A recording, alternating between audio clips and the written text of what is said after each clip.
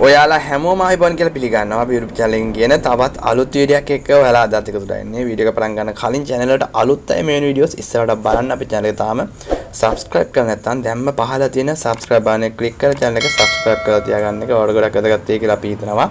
අද වීඩියෝෙන් අපි කතා කරන්නේ අස්වැසුම සම්බන්ධව තවත් සුවිශේෂී අප්ඩේට් එකක් පිළිබඳව. ඒ වගේම මේ මාසයේ මුදල් ගැනත් මම ඊයේ වීඩියෝ එකදී කතා කරා. තව මුදල් ලැබුණ නැති හේතුව වගේම ඔයාලට මුදල් ලබා ගන්න පුළුවන් දිනේ පිළිබඳව අපි වීඩියෝ එකක් කරා කතා කරා. ඒ වීඩියෝ එකත් ඔයාලට බලන්න පුළුවන් මේ වීඩියෝ එකට කලින් තියෙන ටැග් එකේ අපි වීඩියෝ එක දාලා තියෙන්නේ. ඒකකින් ඔයාලට බලන්න පුළුවන්. අද වීඩියෝ එකෙන් කතා කරන්නේ අපි ඔන්න ඔයාලට ගිය අවුරුද්දේ වගේම අලුත් අවුරුද්ද කියන්නේ අප්‍රේල් මාසයේ අලුත් අවුරුද්ද සඳහා බඩු මල්ලක් ලබා දෙන්න රජයෙන් තීරණය කළ තියෙන. ඒ කියන්නේ රුපියල් 15000ක බඩු මල්ලක් මේවර ඔයාලට ලබා දීමට තීරණය කළා තියෙනවා කියලා අපිට දැනගන්න ලැබිලා තියෙන්නේ. තොරතුරු වලට අනුව ඒ වගේම මේක ලබා ගන්නවල කරන්න ඕන වැඩ කිහිපයක් තියෙනවා. කලින් සැරේ වගේම ඔයාලට මේක තව දවස් දෙක තුනකින් වගේ ඔයාලට ඒ කියන්නේ එන මාසෙදී වගේ ඔයාලට මේ ගැන අප්ඩේට් එකක් ඔයාලට ලබා දෙයි. එතකොට ඒ අප්ඩේට් උත් එක්ක ඔයාලා කරන්න ඕන දේවල් කිහිපයක් තියෙන කෙනා ඔයාලගේ තොරතුරු යාවත් කාලීන කිරීම මම හිතන්නේ මේ මාසෙදි කරන්න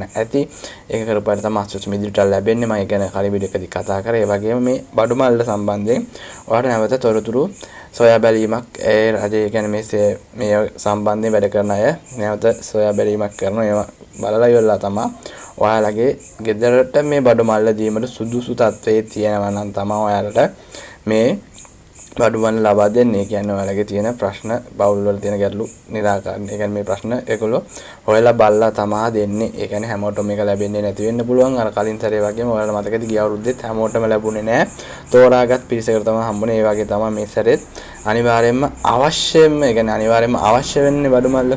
එවැනි අයට විතරයි මේ බඩු මල්ල ලබා දෙන්නේ. එතකොට ඔයාලගේ ෆෝම් එකක් පිරවීමක් අවශ්‍ය වෙනවා. ඒ කියන්නේ මේ සම්බන්ධයෙන් මේ බඩු මල්ල ලබා ගැනීමට ඔයාලා වෙනම ෆෝම් එකක් නිකුත් වෙනවා. ඒ කියන්නේ print එකක් එන ඔයාලට ඉදිරි මාසෙදී ඔයාලට අනිවාර්යයෙන්ම මේ ෆෝම් එක ලබා ගැනීමේ හැකියාව තියෙනවා.